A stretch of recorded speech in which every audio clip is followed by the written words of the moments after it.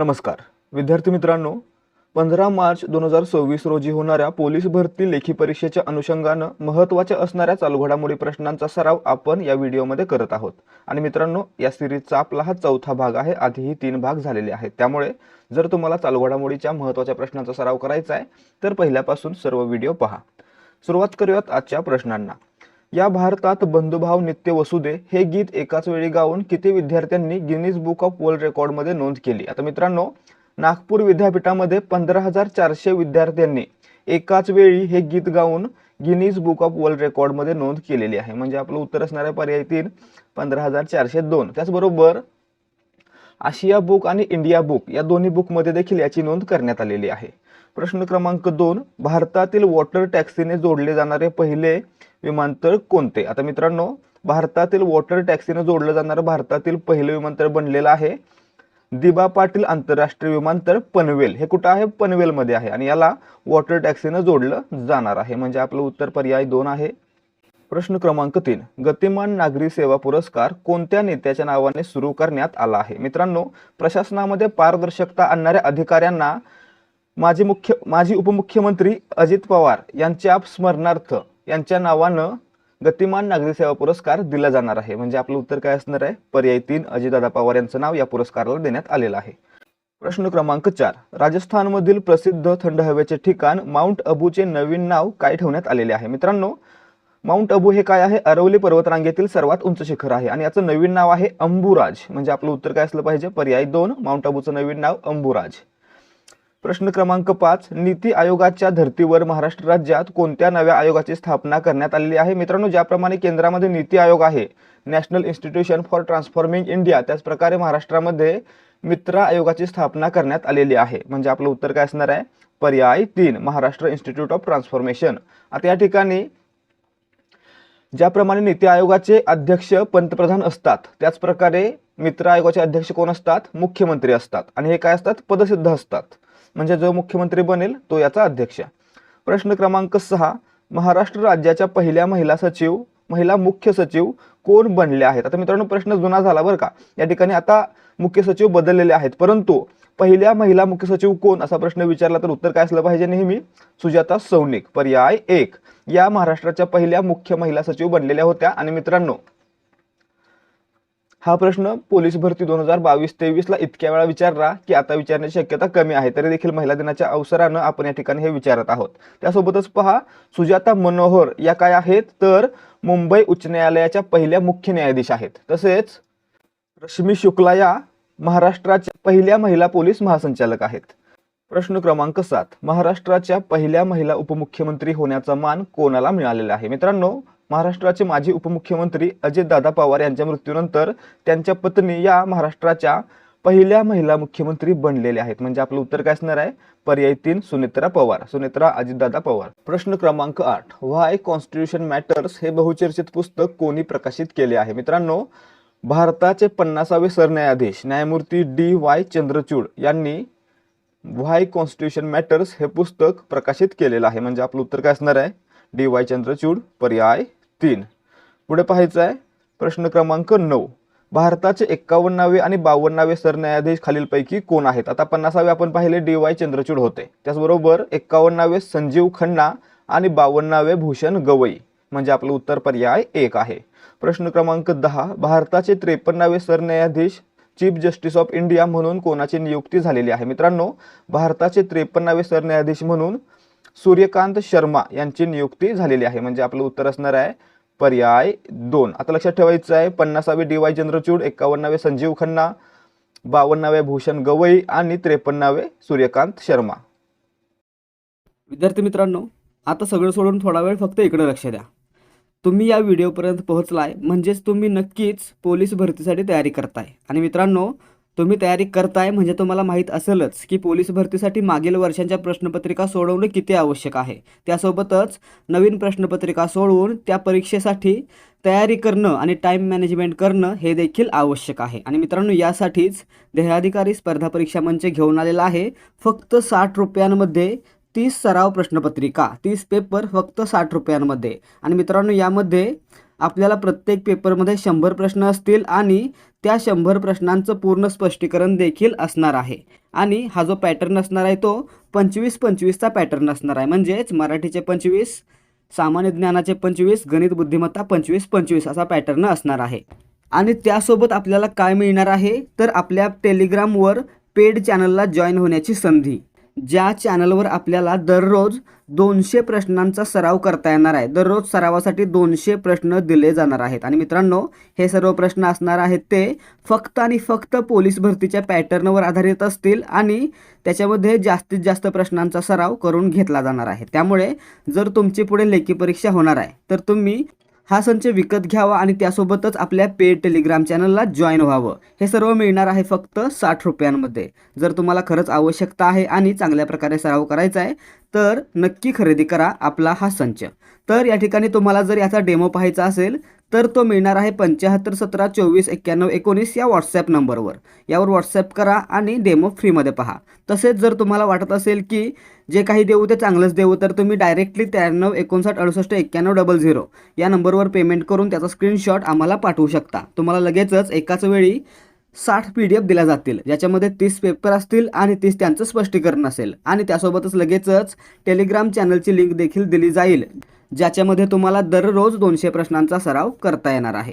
प्रश्न क्रमांक 11. मुंबई उच्च न्यायालयाचे 49वे मुख्य न्यायाधीश कोण आहेत किंवा होते? आता या ठिकाणी मुंबई उच्च न्यायालयाचे 49वे मुख्य न्यायाधीश श्री चंद्रशेखर, म्हणजे आपलं उत्तर पर्याय 3 आहे. पुढे प्रश्न क्रमांक 12. महाराष्ट्राचे 23वे राज्यपाल म्हणून कोणी पदभार स्वीकारला? हा प्रश्न आपण मागच्या व्हिडिओमध्ये पाहिला, परंतु या व्हिडिओमध्ये दुसऱ्या प्रकारे पाहायचा आहे. महाराष्ट्राचे 23वे राज्यपाल म्हणून जिष्णुदेव वर्मा यांची नियुक्ती झालेली आहे, म्हणजे आपलं उत्तर आहे पर्याय 4. तर या ठिकाणी पाहायचं आहे, काही ठिकाणी लिहिलं जातंय, गुगलवर दाखवलं जातंय की हे 24वे आहेत, काही ठिकाणी 26वे म्हटलं जातंय. परंतु लक्षात ठेवायचं, 1960ला महाराष्ट्राची निर्मिती झाली, त्या अगोदर नाही. त्या अगोदर मुंबई द्विभाषिक राज्य होतं. त्यानंतर 1960 पासून महाराष्ट्र आहे आणि त्यामुळे इथून पुढं आतापर्यंत महाराष्ट्राचे 23 राज्यपाल झालेले आहेत. आणि 23वे कोण? जिष्णुदेव वर्मा. 22वे कोण? 22वे आचार्य देवव्रत. आणि 21वे कोण? CP राधाकृष्णन. प्रश्न क्रमांक 13.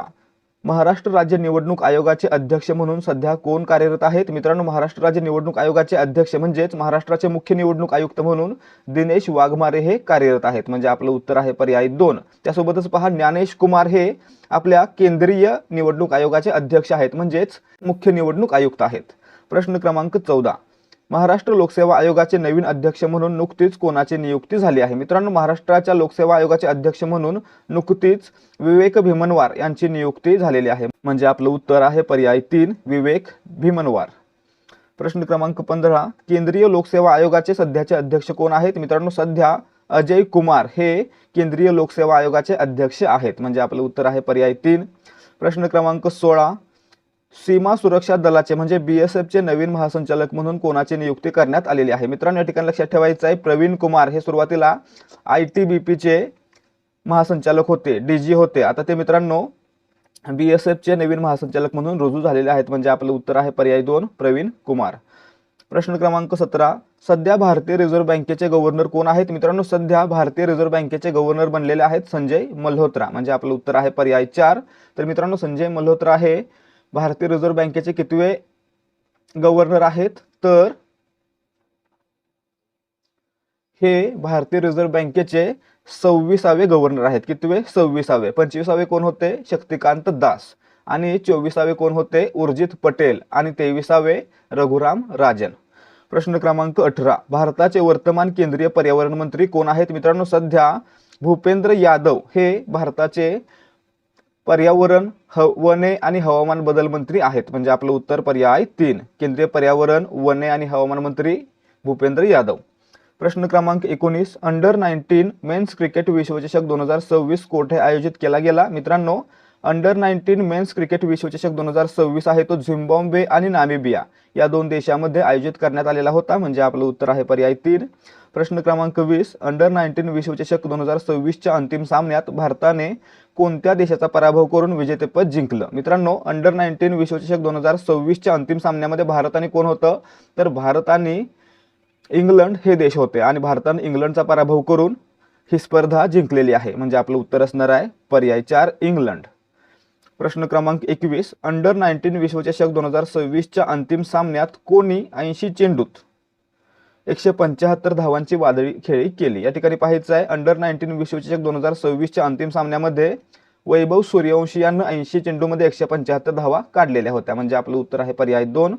प्रश्न क्रमांक 19, अंडर 19 क्रिकेट विश्वचषक 2026 मध्ये भारतीय युवा संघाचा कर्णधार कोण होता, ज्याने एका सामन्यात 6 झेल घेतले? मित्रांनो, एकाच मॅचमध्ये 6 कॅच पकडणारा आणि भारतीय युवा संघाचा कर्णधार कोण होता, तर आयुष म्हात्रे, म्हणजे आपलं उत्तर आहे पर्याय 3. मित्रांनो, ही स्पर्धा भारताने जिंकली आणि त्यावेळी कप्तान कोण होता असा प्रश्न येतो, तर आयुष म्हात्रे.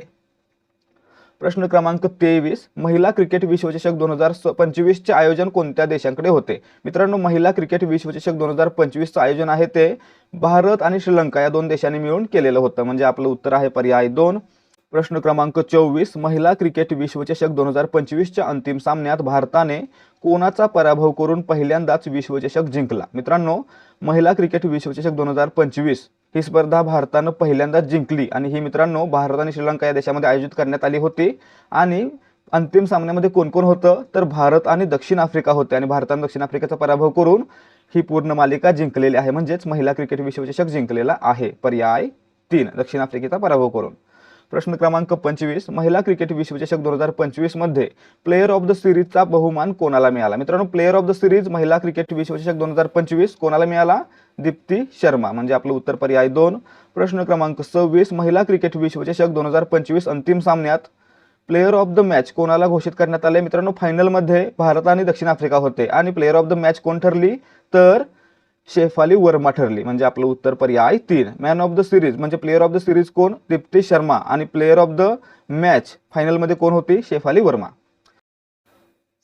प्रश्न क्रमांक 27, अंध महिला T20 विश्वचषक 2025 ब्लाइंड T20 वर्ल्ड कप प्रथमच कोणत्या देशात आयोजित करण्यात आला? मित्रांनो, पहिल्यांदाच अंध महिला T20 विश्वचषक आहे तो श्रीलंका या देशामध्ये आयोजित करण्यात आलेला आहे, म्हणजे आपलं उत्तर पर्याय 3. आणि मित्रांनो, ही स्पर्धा कोणी जिंकली, तर भारतानं जिंकली. आणि कोणाचा पराभव केला, तर नेपाळचा पराभव केला. फायनलमध्ये कोण होतं? भारत आणि नेपाळ, म्हणजे आपलं उत्तर पर्याय 4. मित्रांनो, अंधांसाठी घेतलेली ही पहिली स्पर्धा होती, अंध महिलांसाठी घेतलेली, आणि ती आयोजित केली गेली श्रीलंकेमध्ये. फायनलमध्ये होते भारत आणि नेपाळ आणि जिंकलेला आहे भारत. प्रश्न क्रमांक 29, महाराष्ट्राच्या उपमुख्यमंत्री सुनेत्रा पवार या कोणत्या 2 जिल्ह्यांच्या पालकमंत्री आहेत? मित्रांनो, महाराष्ट्राचे उपमुख्यमंत्री सुनेत्रा पवार यांच्याकडे बीड आणि पुणे या जिल्ह्यांचे पालकमंत्री पद देण्यात आलेले आहे, म्हणजे आपलं उत्तर आहे पर्याय 2. सुनेत्रा पवार, बीड आणि पुणे. प्रश्न क्रमांक 30, केंद्रीय राखीव पोलीस दलाचे म्हणजे सीआरपीएफचे नवीन महासंचालक म्हणून कोणाची नियुक्ती करण्यात आलेली आहे? मित्रांनो, सीआरपीएफचे नवीन महासंचालक म्हणून ज्ञानेंद्र प्रताप सिंह यांची नियुक्ती करण्यात आलेली आहे, म्हणजे आपलं उत्तर पर्याय 2 असणार आहे. प्रश्न क्रमांक 31, केंद्रीय औद्योगिक सुरक्षा दलाचे म्हणजे सीआयएसएफचे महासंचालक म्हणून कोणी कार्यभार स्वीकारलेला आहे? मित्रांनो, केंद्रीय औद्योगिक सुरक्षा बलाचे म्हणजे सीआयएसएफचे महासंचालक म्हणून प्रवीर रंजन यांनी कार्यभार स्वीकारलेला आहे, म्हणजे आपलं उत्तर आहे पर्याय 3. प्रश्न क्रमांक 32, Indo Tibet border police ITBP चे नवीन महासंचालक म्हणून जानेवारी 2026 मध्ये कोणाची नियुक्ती करण्यात आलेली आहे? आता मित्रांनो, सुरुवातीला आधी कोण होते? प्रवीण कुमार. आता हे झाले BSF चे, तर या ठिकाणी शत्रुजीत सिंग कपूर सध्या ITBP चे महासंचालक बनलेले आहेत, म्हणजे आपलं उत्तर पर्याय 4 आहे. प्रश्न क्रमांक 33, महाराष्ट्र राज्याचे होमगार्डचे महासमादेशक म्हणून सध्या कोण कार्यरत आहेत? मित्रांनो, होमगार्डच्या प्रमुखाला काय म्हणायचं? महासमादेशक. आणि मित्रांनो, सध्या रितेश कुमार हे महाराष्ट्राच्या होमगार्डचे महासमादेशक आहेत, म्हणजे आपलं उत्तर आहे पर्याय 1.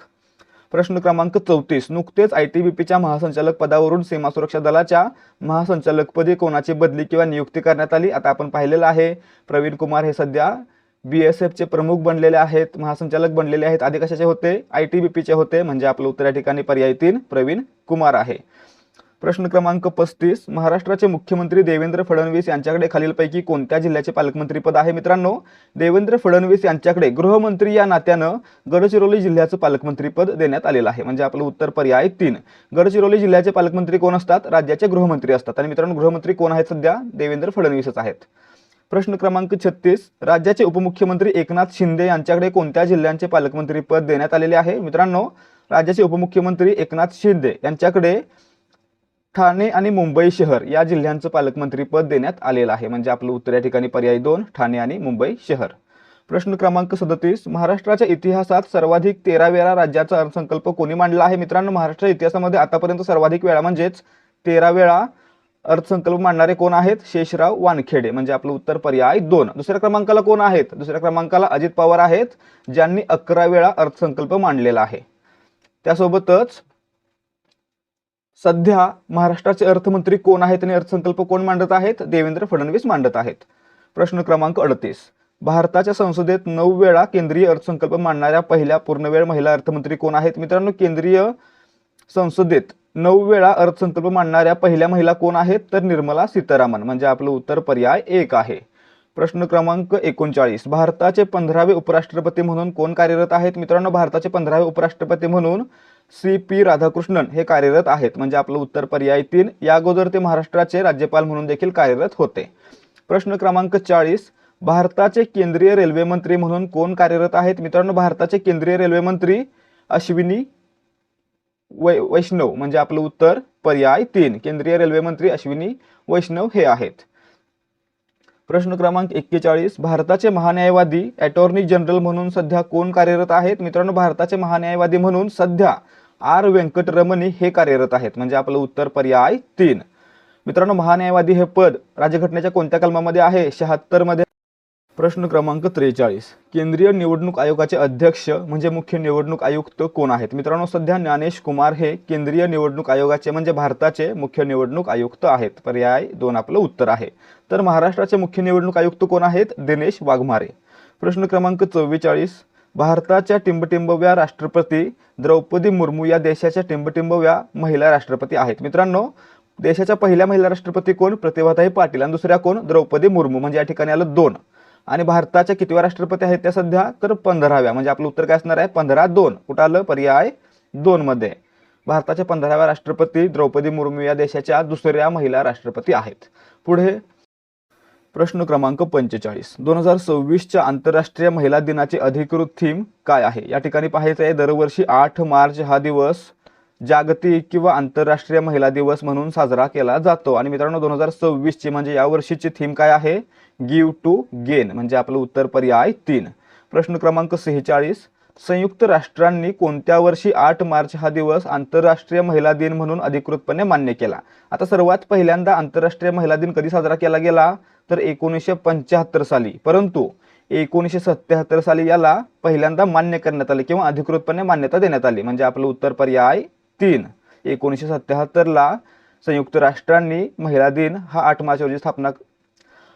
मार्च रोजी साजरा करण्यास मान्यता दिलेली होती. प्रश्न क्रमांक 47 आंतरराष्ट्रीय महिला दिनाच्या अधिकृत रंगांपैकी जांभळा रंग कशाचे प्रतीक मानला जातो? मित्रांनो, जांभळा रंग आहे तो न्यायाचं प्रतीक आहे. कशाचं? न्यायाचं. म्हणजे आपलं उत्तर पर्याय 1 आहे. प्रश्न क्रमांक 48 भारतात दरवर्षी 13 फेब्रुवारी रोजी कोणाच्या जन्मदिनी राष्ट्रीय महिला दिन साजरा केला जातो? आता पहिला आपण आंतरराष्ट्रीय महिला दिन 8 मार्च आहे, तर भारताचा राष्ट्रीय महिला दिन आहे तो 13 फेब्रुवारी आहे, जो सरोजिनी नायडू यांचा जन्मदिवस म्हणून साजरा केला जातो. म्हणजे आपलं उत्तर काय असणार आहे? पर्याय 2 सरोजिनी नायडू. प्रश्न क्रमांक 49 नोबेल पारितोषिक मिळवणारी पहिली भारतीय महिला कोण? मित्रांनो, मदर तेरेसा या नोबेल पारितोषिक मिळवणाऱ्या पहिल्या भारतीय महिला बनलेल्या होत्या. म्हणजे आपलं उत्तर पर्याय 1. प्रश्न क्रमांक 50 शिवांगी सिंग या भारतातील टिंबटिंब विमान उडवणाऱ्या पहिल्या महिला ठरल्या आहेत. मित्रांनो, राफेल विमान उडवणाऱ्या पहिल्या महिला पायलट कोण? शिवांगी सिंग. म्हणजे आपलं उत्तर पर्याय 3 राफेल. तर विद्यार्थी मित्रांनो, या ठिकाणी आजचे प्रश्न समाप्त होत आहेत. जर तुम्हाला आजच्या प्रश्नांची उत्तरं समजली असतील तर व्हिडिओला लाईक करा आणि याच प्रकारचे प्रश्न पाहण्यासाठी आपल्या चॅनलला सबस्क्राईब करा. भेटूयात पुढच्या भागामध्ये. जय हिंद, जय भारत आणि जय महाराष्ट्र.